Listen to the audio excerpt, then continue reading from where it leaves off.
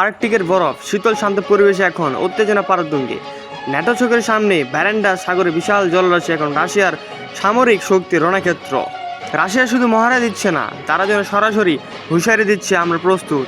আকাশের শব্দের চেয়ে দ্বিগুণ শক্তির দানবীয় টিউব 160 বোমার বিমান আর সমুদ্রের গভীরে উৎপেতে থাকা পারমাণবিক সাবমেরিন খান ব্ল্যাক্স বিশ্বকিতবে নতুন কোন শীতল যুদ্ধের দোরগোড়ায় দড়িয়ে। গত 3 জুন ব্যারেন্ডা সাগরের বুকে রাশিয়ার ইয়ানেস ক্লাসের সাবমেরিন আর খান গেলস যখন P-800 মিসাইল নিক্ষেপ করে, তখনই বিশ্ব বুঝে গিয়েছিল ক্রেমলিন ধৈর্যের বাঁধ ভেঙেছে।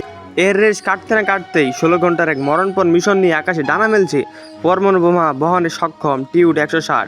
সাথে ছিল মিথ্যত ইন্টারসেপ্টর পাহারাদার বাহিনী।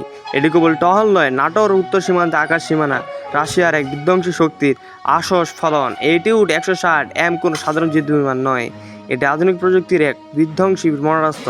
ম্যাক 2 গতির চেয়ে দ্রুত ছুটতে সক্ষম এই বিমান 45 টন পারমাণবিক অস্ত্র নিজের বুকে নিয়ে উড়ে বেড়াতে পারে।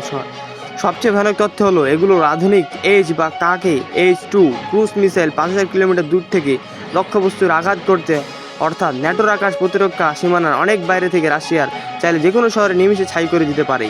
নরওয়ে F-35 স্টিল ফাইটাররা যতই নজরে রাখুক না কেন, এই প্রযুক্তিগত সক্ষমতা ন্যাটোর জন্য এক দুঃস্বপ্নের কারণ হয়ে দাঁড়িয়েছে। এদিকে সামরিক বিশ্লেষকরা বলছেন, আর্কটিক এখন আর কেবল ভৌগোলিক মানচিত্র নয়, এটি এখন পারমাণবিক যুদ্ধের নতুন ফ্রন্ট লাইন। রাশিয়া তাদের ভৌগোলিক আধিপত্যের বিস্তারে যে কোনো ঝুঁকি নিতে প্রস্তুত।